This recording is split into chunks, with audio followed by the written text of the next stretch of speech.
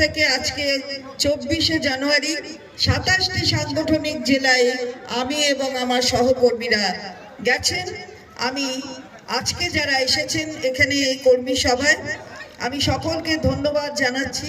অর্থাৎ 50% মহিলা তো 50% পুরুষ।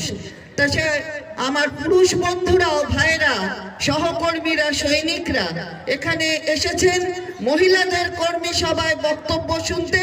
আপনাদের আন্তরিকভাবে ধন্যবাদ এবং কৃতজ্ঞতা জানাচ্ছি। লোকসভা নির্বাচনকে লক্ষ্য রেখে সংঘবদ্ধ শপথের কর্মসূচির আয়োজন করল পুরুলিয়া জেলার কাশীপুরের শিবাব্রতী সংঘের ময়দানে পুরুলিয়া জেলা মহিলা তৃণমূল কংগ্রেস নেতৃত্ব।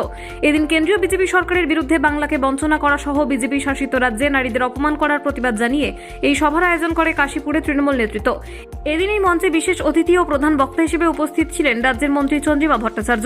এদিন এই অনুষ্ঠানে এসে বক্তব্য রেখে রাজ্যের মুখ্যমন্ত্রীর দ্বারা একাধিক পরিষেবার প্রশংসা করার পাশাপাশি বিজেপিকে উদ্দেশ্য করে তুলোধনা করলেন রাজ্যের মন্ত্রী থেকে শুরু করে তৃণমূলের পুরুলিয়া জেলার নেতৃত্বরা। এদিন মন্ত্রী চন্দ্রিমা ভট্টাচার্য কেন্দ্রের বেটি বাঁচাও বেটি পড়াও প্রকল্পকে কটাক্ষ করে বলেন, বেটি পড়ছে না, বেটি পুড়ছে।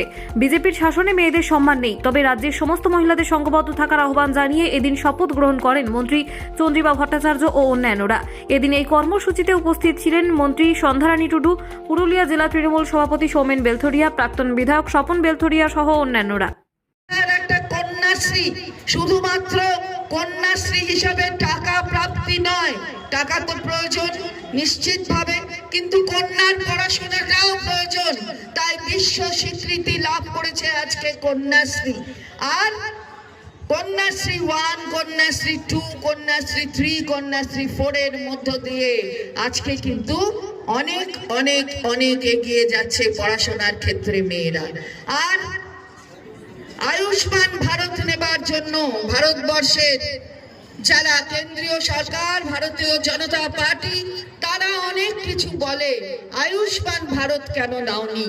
আমরা বলতে চাই যে স্বাস্থ্য সাথীর মধ্য দিয়ে বাংলায় যে স্বাস্থ্য পরিষেবা তিনি দিয়েছেন মানুষকে বিনা পয়সায়, তার সাথে সামাজিক একটি সংস্কার করেছেন শ্বশুর বাড়ি এবং বাপের বাড়িকে এক করে দিয়ে। আমরা সেইখানে দাঁড়িয়ে বলতে চাই যে মমতা বন্দ্যোপাধ্যায় যে সম্মান দিয়েছেন সেই সম্মান অন্যত্র কোথাও মেয়েরা পায় না। আজকে দেখুন, মমতা বন্দ্যোপাধ্যায় সারা ভারতবর্ষের একমাত্র মহিলা মুখ্যমন্ত্রী, আর প্রতিদিন তার দিকে আঙুল তুলে নানা কথা বলা হয়। আমরা তার প্রতিবাদে সোচ্চার হচ্ছি এবং আমরা বলতে চাই যে এইভাবে যদি মমতা বন্দ্যোপাধ্যায়ের দিকে আঙুল তোলা হয় তাহলে আমরা নিশ্চিতভাবে তার প্রতিবাদে সোচ্চার হব। হ্যাঁ, 2024-এর নির্বাচন আসছে। আমরা জিজ্ঞাসা করতে চাই যে কেন্দ্রীয় সরকার কি করেছে মহিলাদের জন্য? 10 বছর ধরে কেন্দ্রের সরকার, কেন্দ্রে শাসন ক্ষমতায় আছে ভারতীয় জনতা পার্টির সরকার। এই 10 বছরে কি কি করেছে আমরা তার তথ্যটা চাই। আমরা মহিলাদের জন্য কি করেছো? বেটি বাঁচাও বেটি পড়াও, কটা টাকা পেয়েছেন? বেটি বাঁচাও বেটি পড়াও ওটা তো আপনাকে টাকা পাঠাবার জন্য নয়, ওটা ওই অ্যাডভার্টাইজিং এজেন্সিকে পয়সা পাইয়ে দেওয়ার জন্য একটা প্রকল্প। আপনার বেটি পড়বে এটা ওরা চায় না, তাই বেটি পড়ছে না, জায়গায় জায়গায় বেটি পড়ছে। আমরা তার বিরুদ্ধে আওয়াজ তুলতে চাই। ওইসব বলে লাভ হবে না।